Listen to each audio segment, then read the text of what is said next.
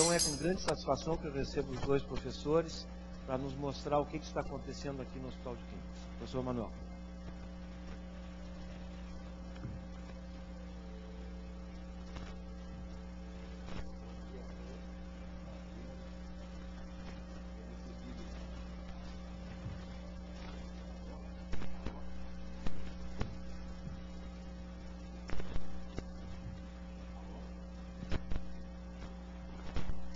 Alô?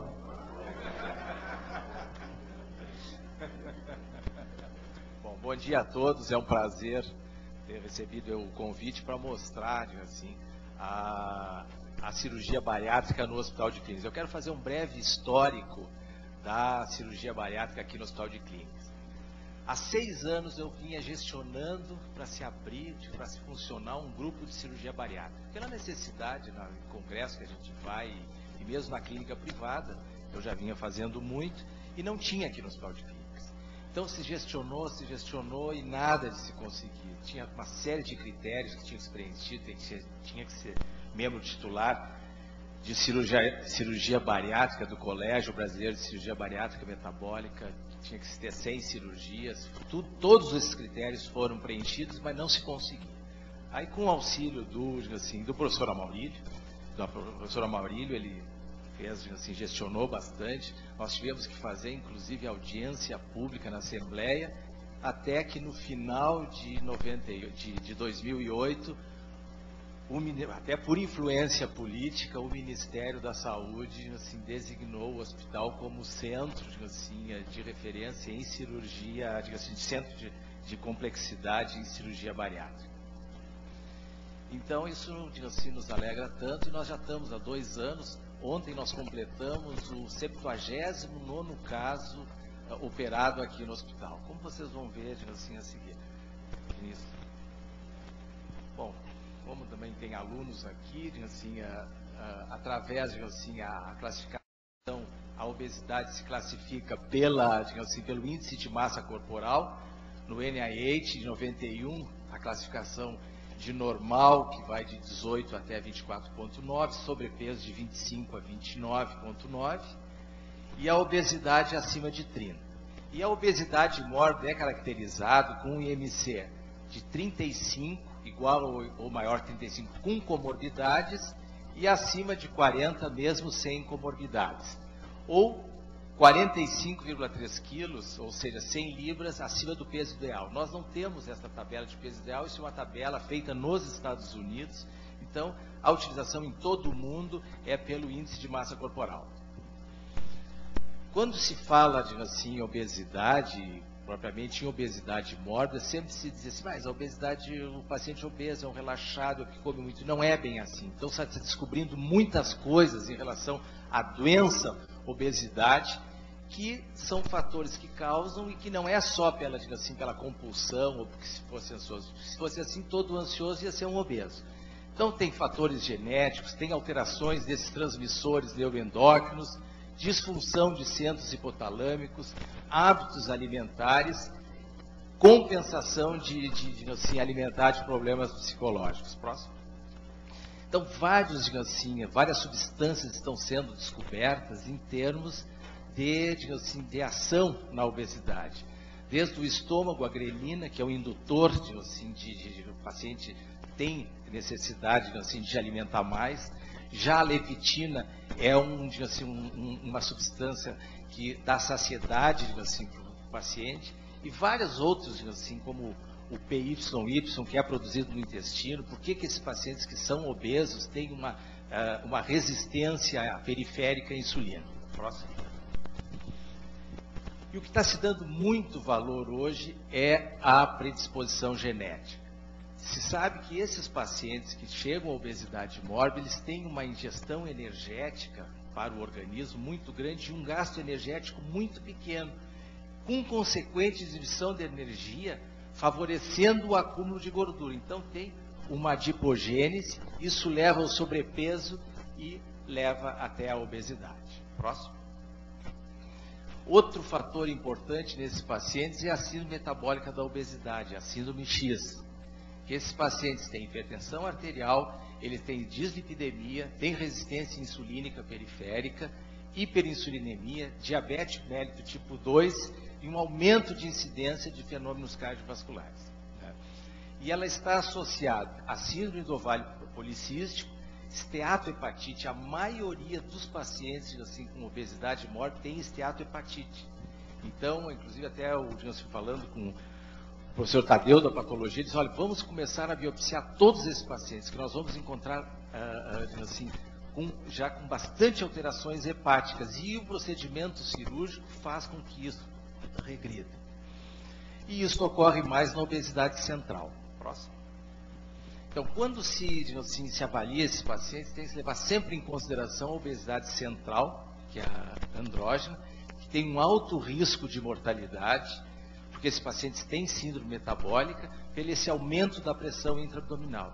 Já difere da obesidade periférica, mais frequente que assim, em mulheres, que é o problema das articulações. Vários pacientes, o pessoal da ortopedia tem encaminhado por problema de joelho, por problema de quadril, pela obesidade. Próximo. E qual é a distribuição, o que está acontecendo aqui no nosso meio? Isso é a situação no Brasil. Então, vocês veem, de 74 a 85 até 2009, isso é fonte do IBGE. O déficit de peso, que era 8%, já está em 1,8%, então déficit de peso não é o problema. Já o excesso de peso, que era 18,5% em 74, agora está em 50,1%. E a obesidade nos homens, 12,4%, e nas mulheres, 16,9%. Considerando no Rio Grande do Sul, que tem uma população de 10 milhões de habitantes, se nós considerarmos nas mulheres, nós temos 1.600.000 mulheres obesas. E dessas, 1.600.000, 10% tem obesidade mórbida. Então, nós temos quase 170.000 obesos mórbidos mulheres no estado do Rio Grande do Sul. Isso é muita gente, é muita gente com obesidade. Por isso, a lista de espera, desses pacientes nos hospitais. Próximo. Em 99, nos Estados Unidos, estava relacionado 280.000 mortes relacionadas à obesidade, perdendo para o tabagismo. A partir de 2007, a obesidade ultrapassou o tabagismo como causa subjacente associada à morte, sendo considerada a epidemia do novo milênio. E vários, isso é, da NIH, da americano, que mostra que tratamentos dietéticos, tratamentos farmacológicos e psiquiátricos, a reincidência da obesidade mórbida em 2 anos é de 95%.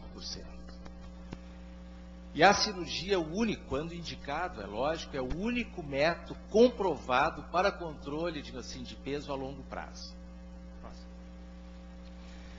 Vocês vejam esses dados dos Estados Unidos. Em 1992 se fazia em torno de 15.000 cirurgias por ano para a obesidade.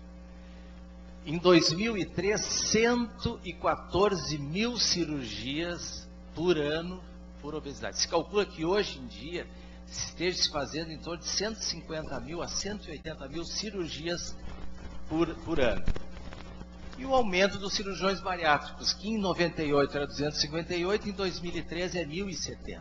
Então vocês veem a quantidade e a necessidade que o mercado exige em termos de formação desses cirurgiões. Próximo.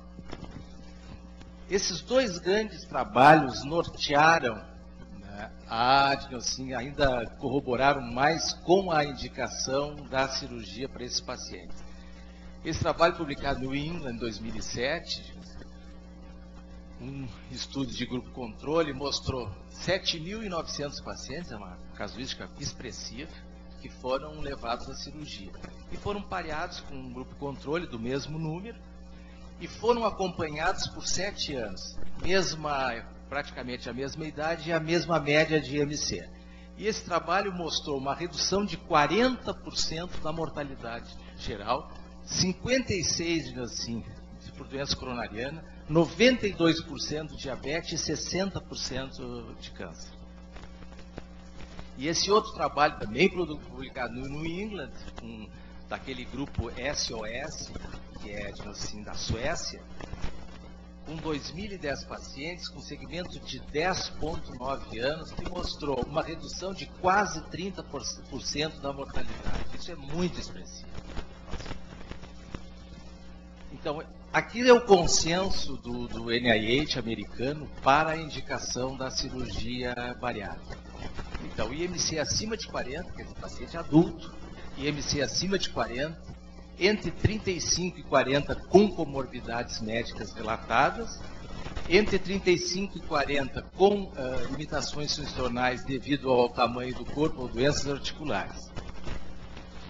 Todos esses pacientes têm que ser avaliados por um grupo multidisciplinar, né, e que comprove que tem uma baixa probabilidade de sucesso com as medidas não operatórias, a informação dos riscos de curto e longo prazo e benefícios dos pacientes, ter um risco operatório aceitável, esse paciente tem que estar motivado, e uma disposição para acompanhamento médico permanente nesses pacientes. Próximo. Em 2006, esse consenso da Sociedade de Cirurgia Bariátrica e Metabólica, com o Colégio Brasileiro de Cirurgia Digestiva, a Sociedade assim, Brasileira para o Estudo da Obesidade e a Sociedade Brasileira de Endocrinologia e Metabologia, eles fizeram um consenso definindo o que era a cirurgia bariátrica e quando da indicação.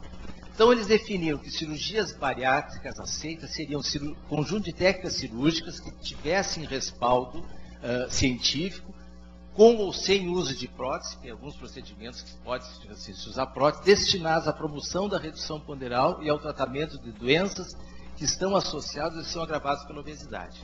Quando se pergunta, o cirurgião é para deixar um paciente elegante, magro? Não, é para corrigir as alterações metabólicas que a obesidade causa. E eles definiram, digamos assim, como obesidade grau 1, a leve, IMC entre 30 e 34, e 9, 35, a obesidade grau 2, a moderada, que vai de 35 até 40, e a obesidade grau 3, né, que vai o IMC acima de 40, e o superobeso com IMC acima de 50. Próximo. Como contraindicação da cirurgia, nós temos o paciente com risco anestésico ASA 4, né, que tem hipertensão portal com varizes esôfago-gástricas, tem a limitação intelectual significativa sem suporte familiar adequado e um transtorno psiquiátrico atral não controlado. Não tem nenhuma doença psiquiátrica que contraindique o procedimento cirúrgico. O que está contraindicado é quando essa doença não está controlada. Então, para indicar uma cirurgia, o paciente tem que ter mais de 2 anos de obesidade com insucesso ao tratamento clínico. Idade entre 18 e 65 anos e um IMC igual ou maior que 40. E um IMC igual ou maior que 35 se tiver comorbidades. Mas tem os casos especiais que eles recomendam. IMC entre 30 e 35, eles recomendam a cirurgia, tá, quando tem comorbidade com classificação grave por um médico especialista na área da doença e uma intratabilidade assim, da obesidade, isso designado por um endocrinologista. Claro que esses pacientes devem ser mantidos com registro de indicação especial pela obesidade assim, grave. Próximo. Menores de 16 anos. Não há estudos suficientes que provem assim, a indicação nesses pacientes, com exceção nos casos de síndrome de Prader-Willi, né, que são pacientes de baixa estatura, assim, hipogonadismo, e que tem uma polifagia muito importante, né. Nesses casos está indicado, desde que sejam, assim, com o consentimento da família, porque esses pacientes morrem comendo. Claro que tem que se avaliar os riscos pelo cirurgião e pela equipe multidisciplinar, isso tem que ser muito bem registrado, isso não pode ser feito, achamos assim, tem que ser muito bem registrado. Próximo. Entre 16 e 18 anos, sempre que houver indicação e consenso entre a família e a equipe multidisciplinar. E acima de 65, existem alguns casos que têm assim, indicação, principalmente se tem a presença de comorbidade. Nós temos alguns casos que têm acima de 65 anos por diabetes mellitus de difícil controle, tipo 2. E nesses casos que foram operados, todos os pacientes ficaram, mesmo acima de 65 anos, ficaram com o seu diabetes controlado. Próximo. Esses 2 anos que nós temos que esperar, não é necessário quando o IMC é acima de 50, que é aquele super obeso.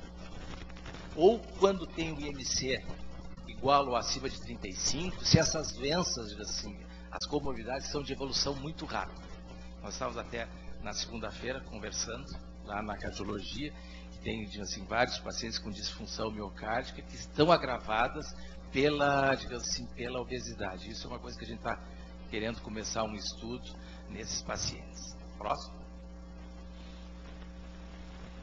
Como nós falei assim, inicialmente, nós estávamos gestionando há praticamente 6 anos para instituir, vendo a necessidade, que é onde eu estava falando com o vice-presidente médico, como é que o hospital vai se, assim, daqui para diante, com essa quantidade de pacientes obesos, não os pacientes que vão para a cirurgia bariátrica, mas para atender esses pacientes. É camas especiais, é transporte especial, então várias coisas que tem que ser, tem que ser preparado para esse tipo de pacientes. Né?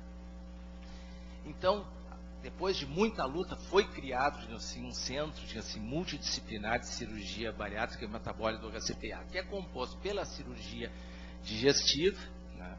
O Dr. Vinícius, como contratado, isso foi uma das coisas que o professor Amarílio nos deu força para poder, manter o grupo, né? O serviço de endocrinologia, o serviço de pneumologia, psiquiatria, psicologia, o serviço de nutrição, o serviço de cirurgia plástica para depois da perda de peso, a reconstrução, às vezes de parede abdominal e desse excesso de pele, né? Temos também, fazendo parte da enfermagem, a enfermagem engajou muito com o grupo. Nós temos uma enfermeira no ambulatório, a enfermeira Emi, está vendo aqui, que atua muito na parte da chegada desses pacientes. Na internação, no 8º Sul, tem uma enfermeira no bloco cirúrgico que avalia e também controla esses pacientes, na sala de recuperação e também no grupo a dor. E nós utilizamos também a parte da anestesia, eles não estão tão engajados assim já no grupo, mas atende esses pacientes e nós discutimos com ele, que é o pessoal da anestesia e da medicina interna. Nossa. Então, o fluxo desses pacientes que chegam ao hospital tem 2 consultas semanais novas, que a Secretaria da Saúde manda aqui para o hospital. Recebemos pacientes de interconsultas no HCPA, né? E também esse encaminhamento pela equipe multidisciplinar, né?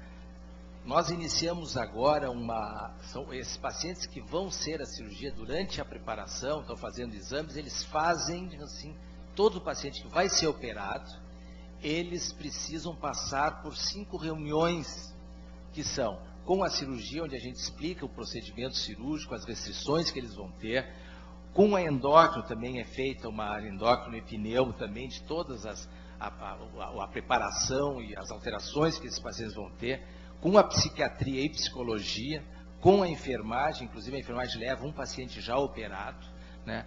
Com a nutrição para mostrar, quais são as alterações, que eles vão ter em relação à nutrição, e uma educadora física que corrobora na informação da necessidade, do exercício físico. Próximo. Então, nós temos um protocolo de avaliação, nós temos utilizado o protocolo do Ministério da Saúde. Em alguns casos, cada serviço está dando o seu parecer e também isso vai se modificar, que é as comorbidades clínicas. Nós avaliamos de todo paciente que vai à cirurgia já é considerado asa 3 pela obesidade. E nós dividimos nas comorbidades em maiores e menores para fazer uma estratificação em 3 grupos em termos de qual exames pré-operatórios que vão solicitar. Próximo. O primeiro grupo, que é pacientes com 1 ou 2 comorbidades menores, então se faz, raio-x de tórax, endoscopia, toda essa avaliação que vocês estão vendo, não vou repetir. À medida que se estratifica para o segundo grupo, que é, 3 comorbidades menores ou uma maior, que pode ser a idade. Aí se acrescenta o ecocardiograma bidimensional com fluxo a cores, E naqueles pacientes do terceiro grupo, que são os pacientes mais graves, além do ecodoppler de membros inferiores, espirometria, cintilografia miocárdica, né? Isso tudo passando pela avaliação multidisciplinar. Próximo. A cirurgia que nós estamos fazendo aqui no hospital é o bypass gástrico, é uma cirurgia, digamos assim, é a que é a mais realizada atualmente, é uma cirurgia, digamos assim, aceita, em que se faz uma pequena bolsa gástrica e se sobe, digamos assim, uma alça alimentar de 1,5 m. Isso pode ser ou por via aberta ou por via videolaparoscópica.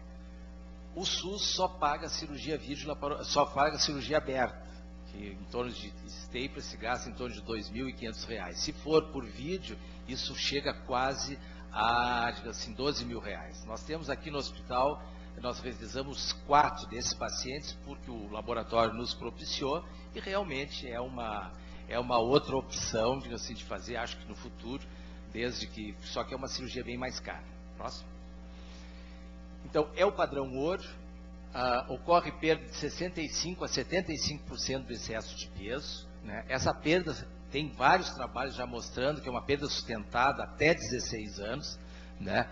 E os mecanismos propostos para a cirurgia é um condicionamento negativo pelo dumping, ou seja, se alimento concentrado ou doce, quando entra no intestino, dá aqueles fenômenos vasomotores, então o paciente, digamos assim, então não ingere tantos alimentos muito concentrados.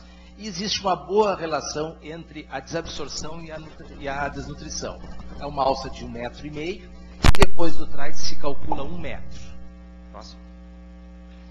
O segmento pós-operatório é bem, digamos assim, estabelecido. Nós utilizamos o segmento do Ministério da Saúde.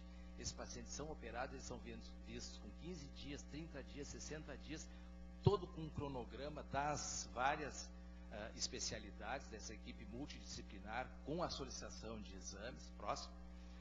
Existe uma, digamos assim, uma programação até o 12º mês, né, próximo, e até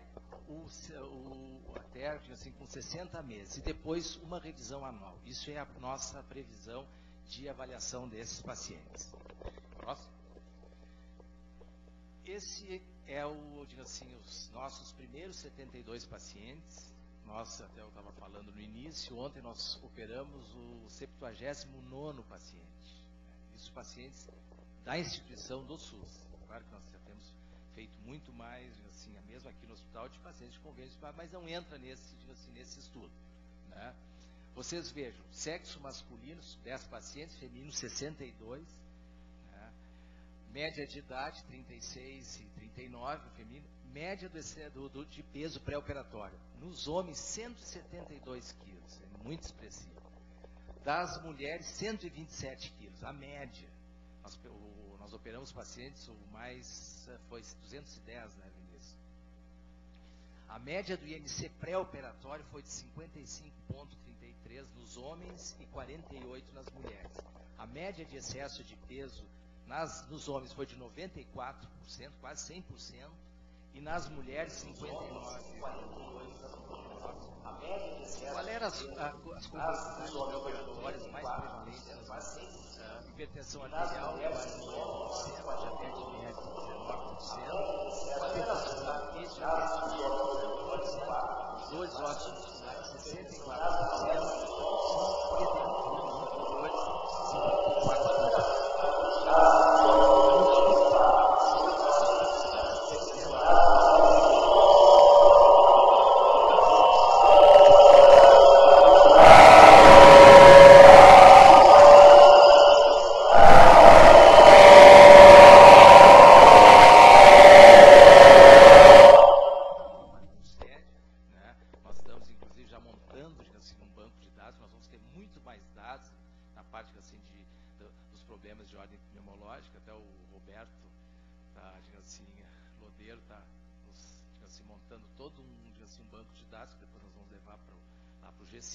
para esse paciente, quando chega no ambulatório, já tudo ser, digamos assim, já catalogado e, digamos assim, mostrado. No pré-operatório, esses pacientes recebem enoxaparina subcutânea, 40 unidades, digamos assim, 40 miligramas, né? Eles usam bomba de compressão pneumática intermitente dos membros inferiores, tanto no transoperatório como na sala de recuperação. depois eles já recebem, diga assim, a meia elástica. Eles recebem antibiótico profilaxia com 24 horas com cefazolina. Assim que eles chegam ao, digamos assim, eles pacientes. Inicialmente a gente deixava eles 6 dias internados. Atualmente nós estamos dando alta para esses pacientes com 4 dias de pós-operatório, né? Então esses pacientes, digamos assim, eles começam a caminhar no primeiro dia e se deixava no segundo dia para começar líquidos, mas nós já estamos agora no primeiro dia de pós-operatório já dando líquido para esses pacientes. Próximo. Aqui é dos primeiros, digamos assim, 6 meses, são dados parciais, não tem todas as informações, né? Foram 50 mulheres, né? A média de peso no pré-operatório 126, e depois com 6 meses já estava a média com 95,37. Próximo. Aqui com 12 meses, né? A média no pré-operatório 131,96 e a média de peso em 12 meses era 85,15 quilos. Então é muito expressivo, são dados iniciais, né? Nós estamos assim, tabulando todos esses dados. E esses pacientes eles têm suplementação vitamínica a partir do 30º dia, com centro, né? E pelas dosagens a gente vê se há necessidade de complementar com alguma outra coisa, né? Eles são orientados, né, e estimulados para a atividade física e a educação alimentar e segmento de dieta com nutricionista. Eles ficam com 15 dias com dieta líquida, depois passando a pastosa e depois a dieta branca. O tempo médio de internação, né, foi de 6,37 dias, né, e 7,42 dias nos pacientes com complicações, né. Quais as complicações que nós tivemos? Foi seroma, né, em 5 casos. Nós estamos fazendo com uma incisão muito pequena, como eu vou mostrar para vocês, né. Nós tivemos um caso que teve pneumonia e coleção subfrênica, que foi controlado só com punção, digamos assim, com controle tomográfico. Um caso de sepse abdominal, inclusive esse caso de sepse abdominal foi um caso que nós fizemos por vídeo, né? O paciente pós-operatório muito bem, a cirurgia, no outro dia ele começou, assim, taquicárdico, algum problema. Então nós, logo em seguida, isso é o cuidado desse paciente. Paciente obeso, mórbido, complicou, tem que ser operado logo em seguida. E ele tinha uma perfuração de alça de Delgado, não nas zonas das anastomoses, as anastomoses todas perfeitas, mas provavelmente por tração da alça, tinha na parte inferior de uma das alças, assim, do intestino delgado, tinha uma perfuração. Então foi um acidente, provavelmente traumático, que não foi visto no transoperatório. Esse paciente ficou bastante tempo internado, mas se controlou, assim, não teve problema maior, né? Foi, assim, drenado e ele saiu, assim, muito bem. E tivemos um caso de óbito, que era uma paciente, assim, que era cardiopata, era pneumopata, tinha asma severa. O IMC eu acho que era 55, o IMC dessa paciente, terminou a cirurgia, estava, assim, já fazendo o curativo, eu estava sentado, conversando até era um residente da anestesia, o anestesista quando foi descurarizar a paciente, né, foi dado, assim, prostigmina, e a paciente fez uma parada, assim, já na hora do curativo. Aí foi reanimada, foi para CTI, mas acabou no final da tarde vindo a falecer. Então acho que pode ter sido um choque anafilático, alguma coisa nesse sentido. Mas não tivemos nenhuma complicação com morte por deiscência de sutura ou coisa nesse sentido. Esse é um paciente, assim, no pós-operatório, assim, quase que 4 dias de pós-operatório. Ele tinha 209 quilos. Vocês veem o tamanho da incisão que se faz. É uma incisão alta, porque a gente favorece, assim, a fazer a anastomose a parte de liberação intestinal e favorece fazer a septação gástrica, que se faz com os staplers. Então é um procedimento, assim, que dura em torno, mesmo um paciente desse grau de obesidade, que não dura mais que 2h30. Próximo. Aqui é um outro paciente mostrando, assim, a perda ponderal, né? Essa outra é uma paciente aqui, funcionária aqui do hospital, né? Que vocês veem, assim, acho que depois você vai mostrar, né, Rogério, com 2 anos, assim, de pós-operatório. Acho que foi o primeiro caso, né? Próximo. E aqui é uma outra também paciente, né, perda ponderal. Próximo. Então, do ponto de vista cirúrgico, e mesmo agora o Rogério vai falar, né? Nós temos tido um bom resultado, está nos animando a continuar com esse tipo de procedimento. Acho que em todo o serviço que a gente faz, assim, planejado, assim, esses pacientes são muito bem estudados, a incidência de complicações é muito menor. Agora, no congresso vinha, assim, em Long Beach, em Los Angeles, mostrava serviços que têm um volume grande de cirurgia, mais do que 50 assim, procedimentos por ano, tem uma incidência de complicações, por exemplo, lá nos Estados Unidos, que diminui mais da metade essas complicações. Então é isso que nós estamos procurando, assim, aqui no hospital, depois de tanto sacrifício, mas conseguimos. Muito obrigado.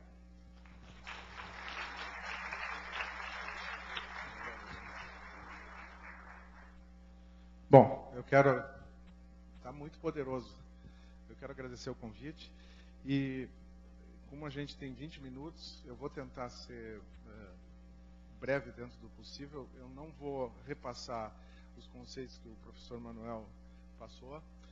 Eu vou viajar um pouco por cima desses conceitos e vou propor para vocês algumas das inquietações que nós temos aqui no hospital que a gente tem discutido. Vinícius, vamos lá. Bom, o Manuel falou das indicações e contraindicações públicas, não são objeto de diretrizes de várias entidades médicas no Brasil, são recomendadas pelo Ministério da Saúde e não há dúvida de que pacientes hoje em dia a gente indica para cirurgia e também não há muita dúvida sobre quais seriam as grandes contraindicações para a cirurgia, conforme o Manuel mostrou. Seguinte, Vinícius. Muito bem, as diretrizes são apenas diretrizes. A gente já em discussão e no serviço de endócrino, já conversando, a gente vem conversando também com todos os outros serviços envolvidos. Diretrizes são diretrizes e há coisas que não estão bem resolvidas. Eu acho que isso são coisas que a gente tem aqui um potencial muito grande de começar a responder. Em primeiro lugar, quando fala em tratamento conservador realizado regularmente há 2 anos, isso é uma definição vaga das diretrizes. Não fica claro o que é.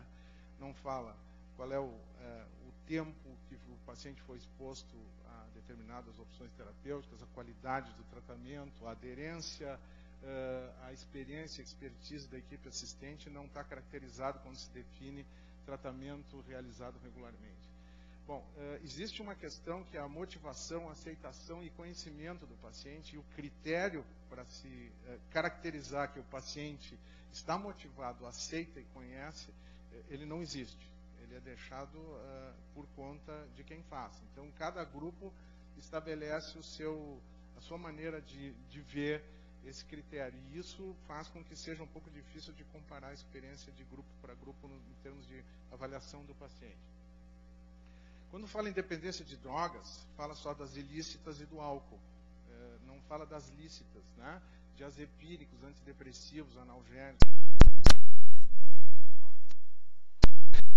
E tem pacientes que são dependentes dessas drogas, a diretriz não fala. Né? Deveria falar, a gente aqui cuida bem dessa parte, mas deixa vago, e isso explica também algumas questões que se vê fora daqui.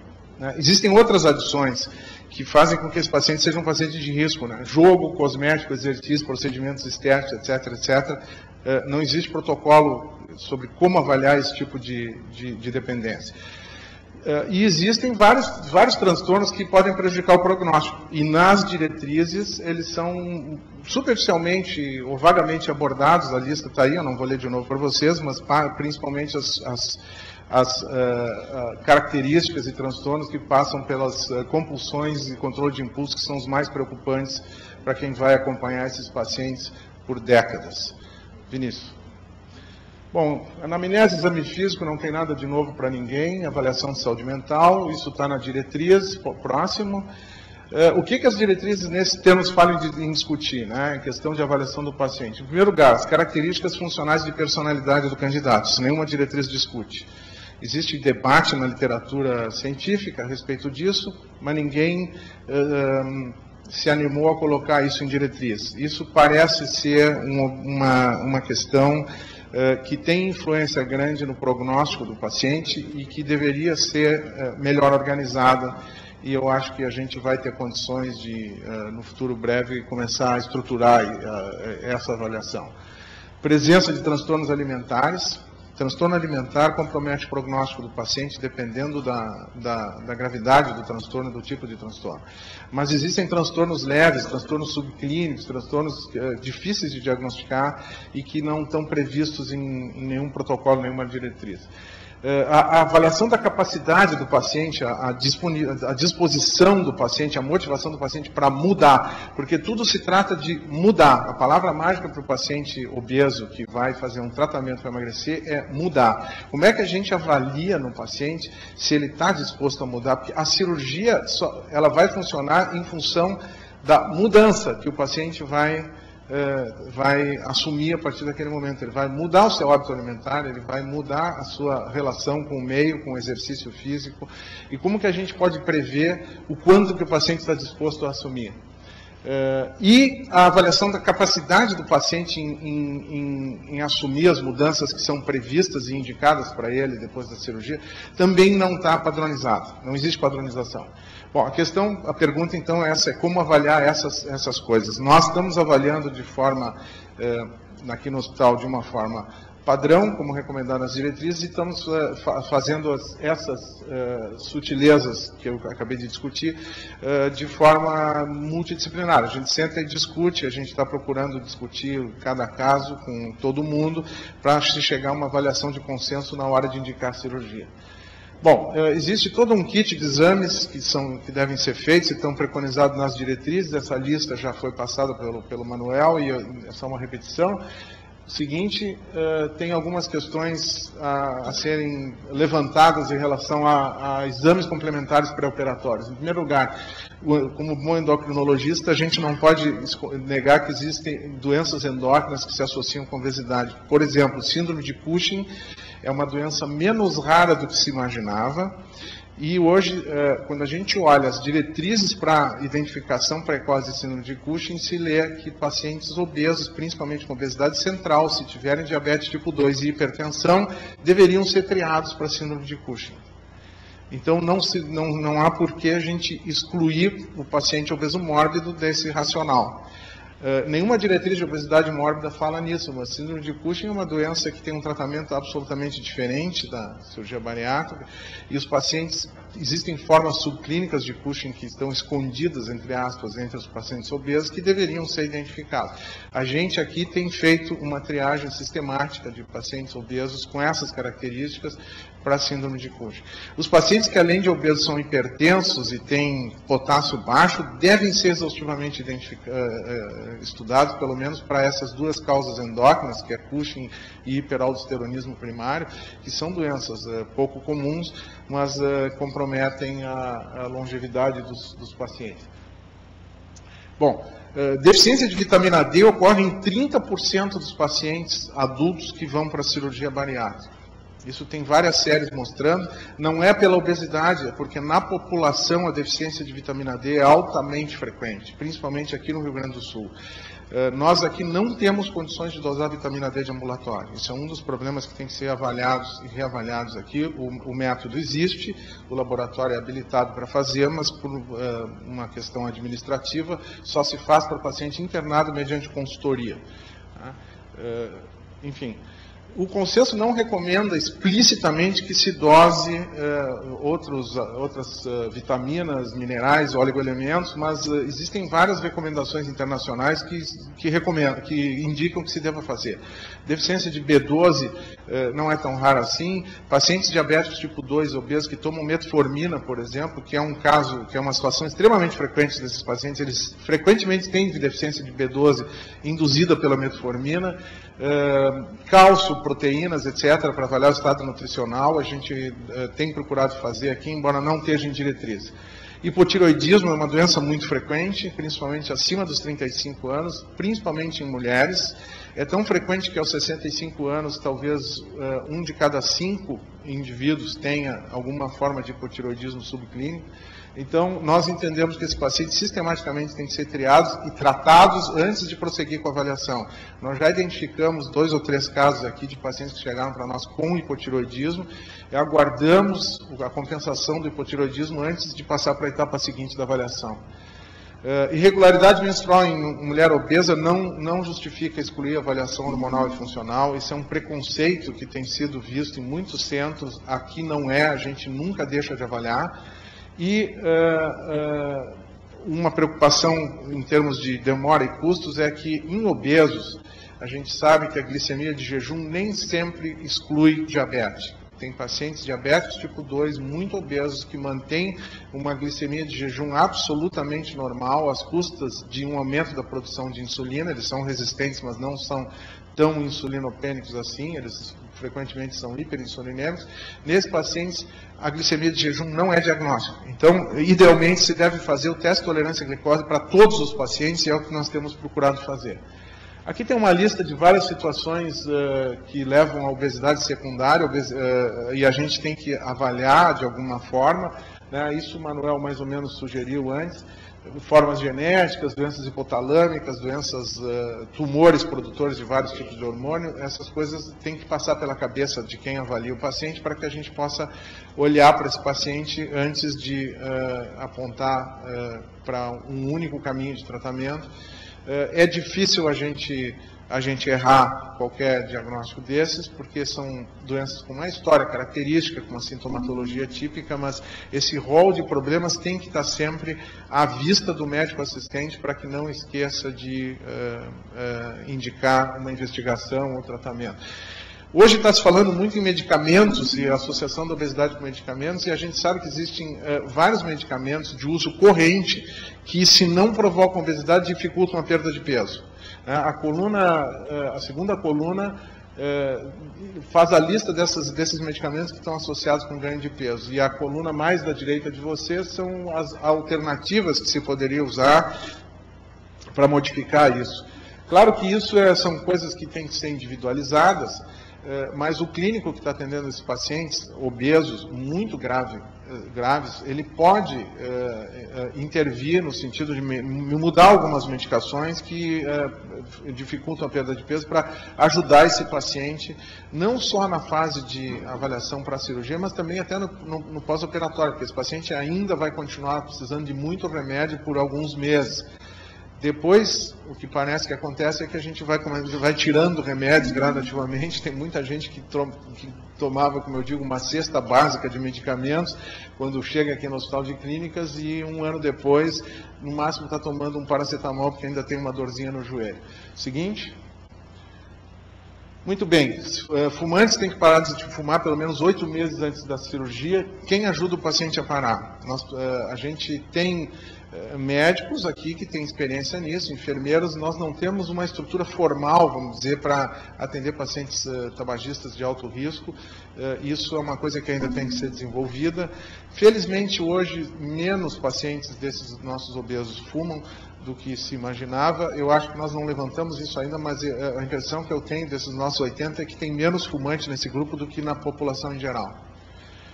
Mulheres têm que fazer anticoncepção 12 meses antes e 12 meses depois da cirurgia.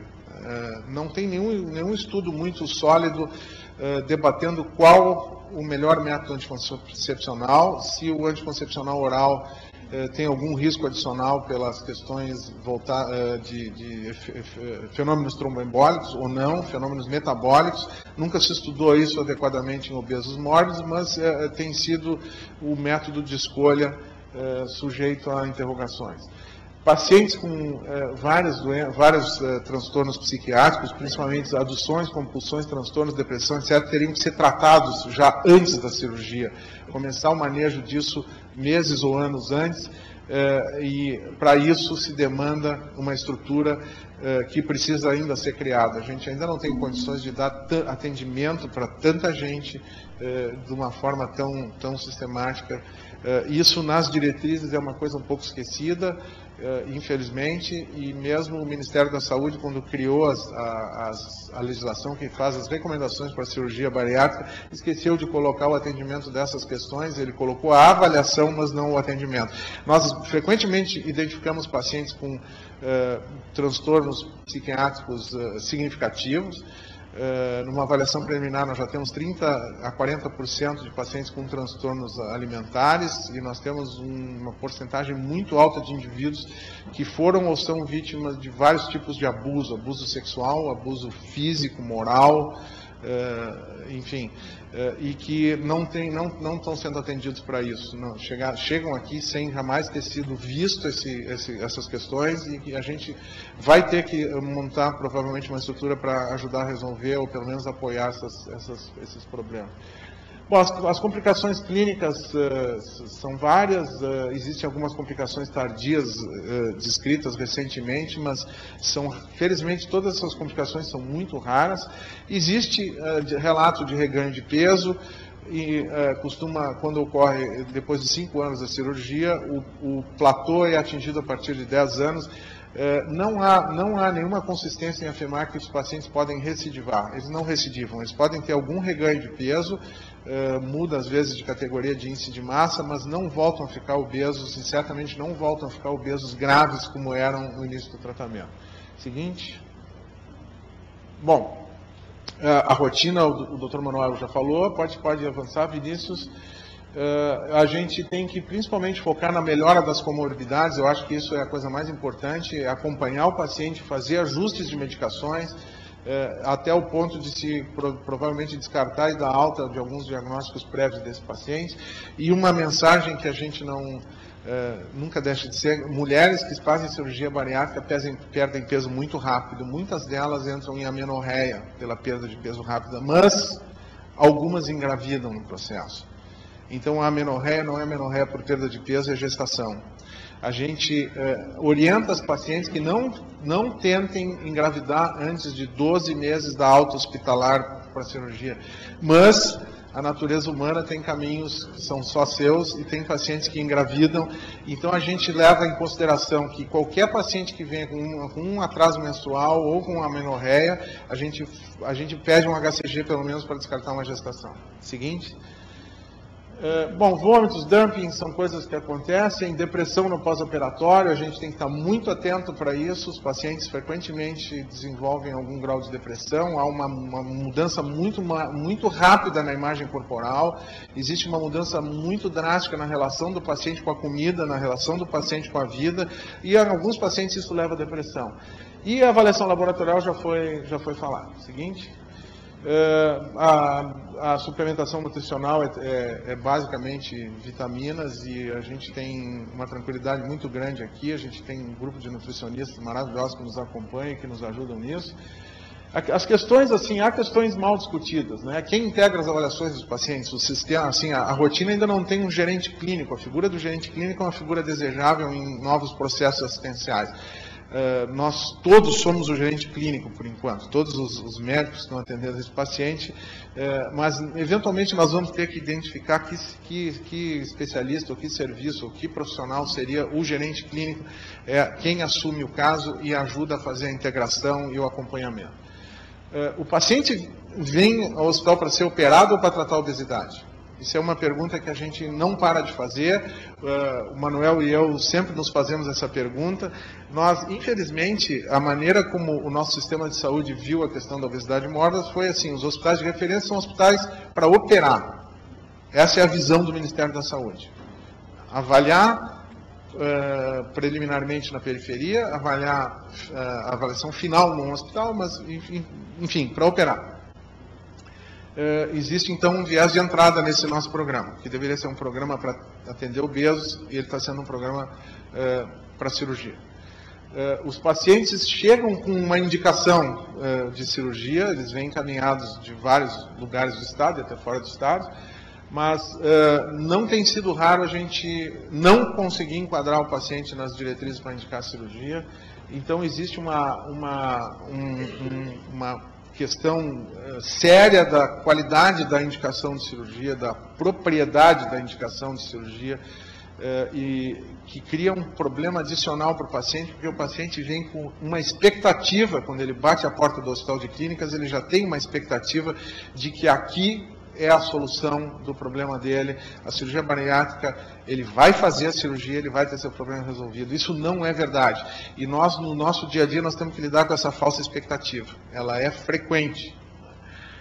Nós temos alguns problemas, e nós vamos precisar nos equipar. E, acima de tudo, não só para atender os pacientes cirúrgicos, mas o número de pacientes obesos mórbidos que está aumentando na nossa comunidade, que vai bater na porta aqui para ser atendido, porque tem uma pneumonia, um entorse de tornozelo, ou um diabetes mal cuidado, vai internar. Nós precisamos olhar para o futuro e refletir se nós não precisamos começar a mudar o nosso parque de equipamentos, algumas coisas nessa direção.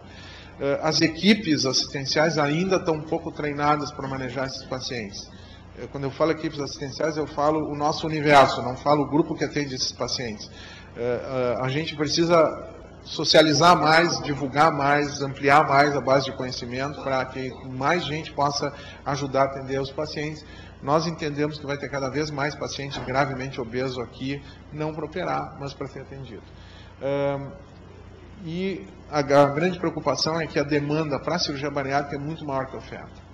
Nós temos aqui uma fila de espera que já está em torno de 200 pessoas, o número de cirurgias mensais é em torno de 6, são 70 cirurgias por ano, e essa curva de demanda ela tem sido exponencial. Então nós vamos estar realmente daqui a pouco com uma situação parecida com o que tem outros hospitais. O Hospital Conceição já tem, ouvi notícias que tem mais de 1.000 pessoas, 1.800 pessoas em fila de espera, uma capacidade limitada de operar. Essa demanda é explosiva se o sistema de saúde não olhar para isso com os olhos que deveria. Nós vamos estar entrando em uma fase de atrito, de judicialização do tratamento dos pacientes e de conflitos, enfim, nos preocupa muito isso. O Manuel falou dessa paciente, eu trouxe a foto dela 2 anos depois da cirurgia, e aquela frasezinha ali, eu acho que nós todos pensamos no assunto. É um paciente complexo, um paciente que demanda muita assistência, ele precisa de muita ajuda.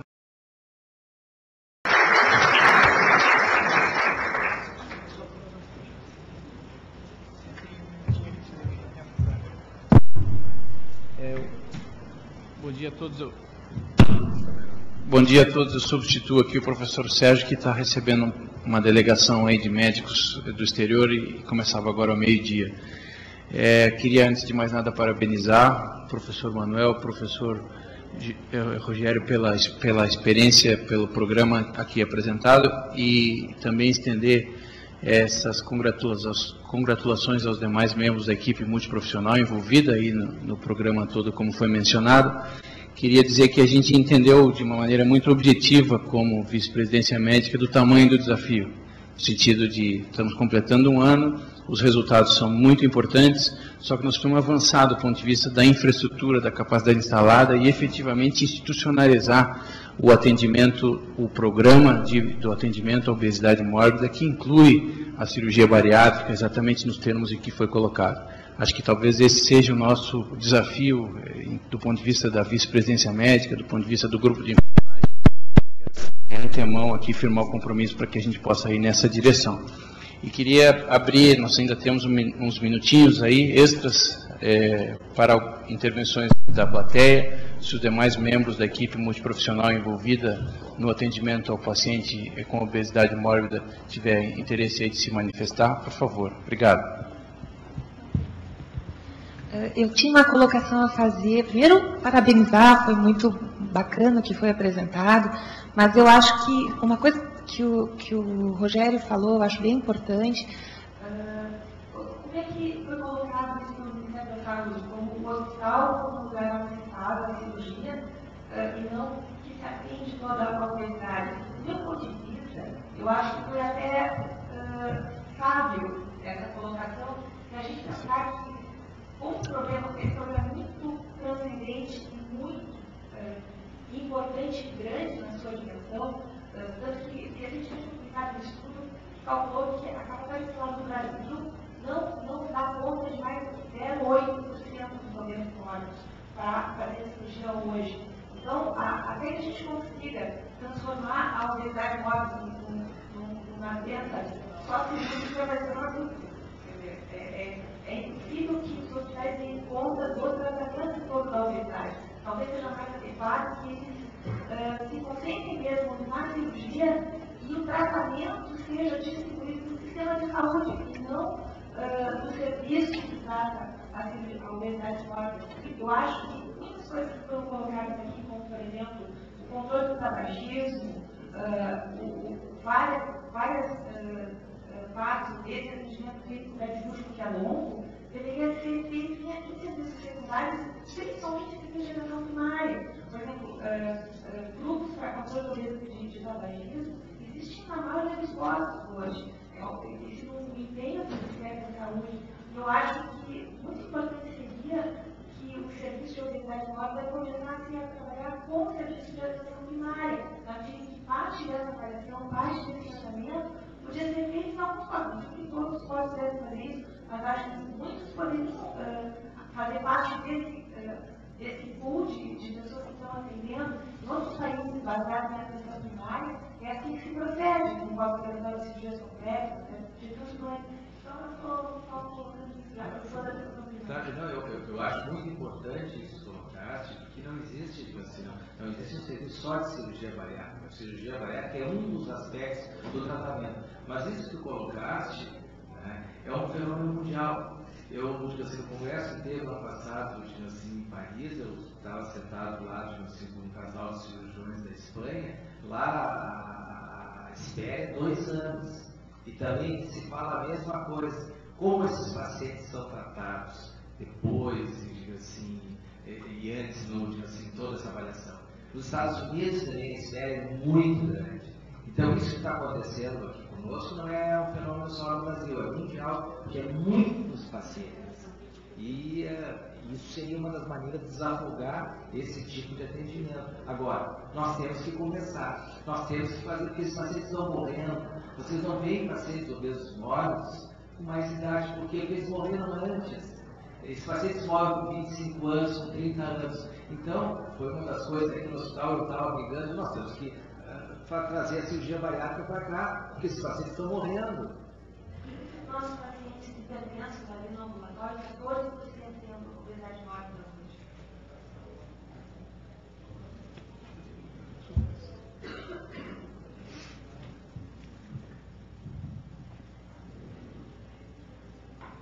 Eu queria dar os parabéns aí para o grupo, excelente apresentação e acho que esse realmente um problema de saúde pública que a gente na cardiologia tem visto cada vez mais pacientes obesos de uma forma progressiva. Assim. E eu também não tenho dúvida de que o paciente cardiopata se beneficia da cirurgia proporcionalmente mais do que o paciente não cardiopata se beneficia do ganho que ele tem com a cirurgia. Isso em outros estudos que não é com perda de peso por cirurgia, mas com perda de peso de outras formas, já está documentado o ganho muito grande no paciente cardiopata. E a gente tem esses problemas, como foram levantados, muito graves na avaliação desse paciente. Eles queriam avaliar o cardiológico para ir para a cirurgia. Roberto, está vendo que aqui nossas mesas, no cateterismo, na hemodinâmica e na cintilografia, tem um limite de peso. Eu acredito que no resto do mundo deva haver soluções para isso, porque eles são mais pesados que nós ainda. Então, acho que queria aproveitar aqui para pedir que a gente tenha essa tecnologia para conseguir botar um paciente de 200 quilos nesses exames, como cateterismo cardíaco, cintilografia. Quantos quilos tolera a mesa para essa cintilografia? 200 quilos. Tolera 200 quilos. A terceira nuclear tem o equipamento mais resistente. Robusto. No cateterismo é 150. A gente tem, enfim, se a gente ficar aqui brincando onde é que está faltando capacidade de peso, tem vários, quase todos. Mas a gente sabe que isso é uma visão que não existia até recentemente. Daqui para frente, provavelmente, na próxima licitação que houver, vai ter que se botar uma licitação que tem uma cláusula de que tem que aguentar tantos quilos na descrição técnica, vai ser necessário isso na série. Eu imagino que com a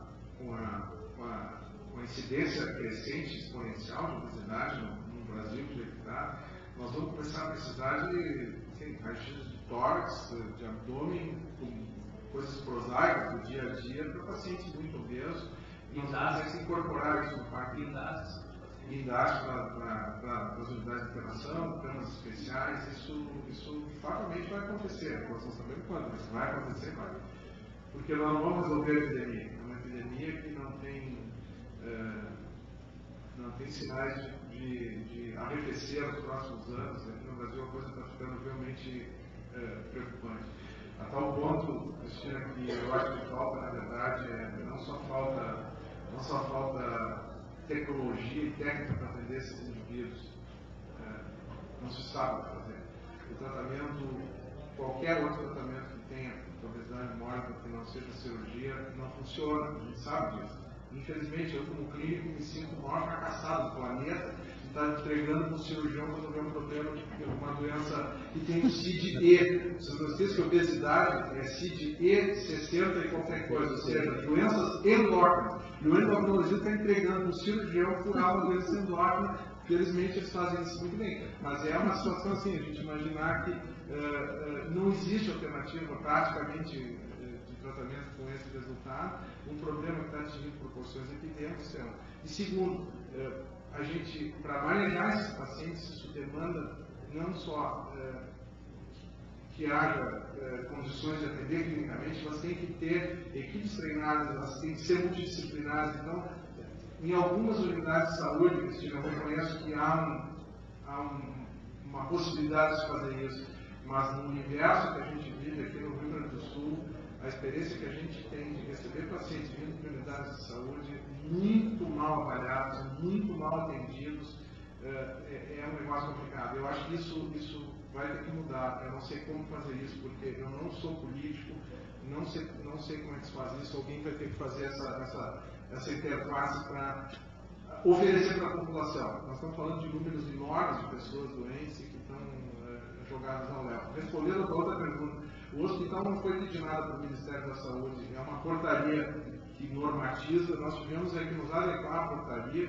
e a visão da portaria é a visão do encaminhamento do paciente para a cirurgia.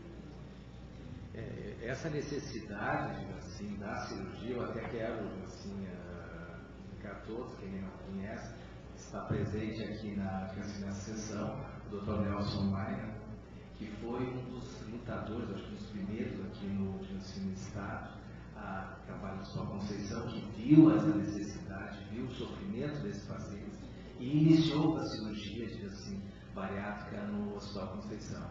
Então eu digo assim, todos esses problemas que vocês estão vendo é um herói na cirurgia. Então meus parabéns, muito obrigado pela sua presença aqui na plateia. Gente, muito obrigado pela apresentação, professor Rogério, professor Manuel. Até semana que vem. Obrigado.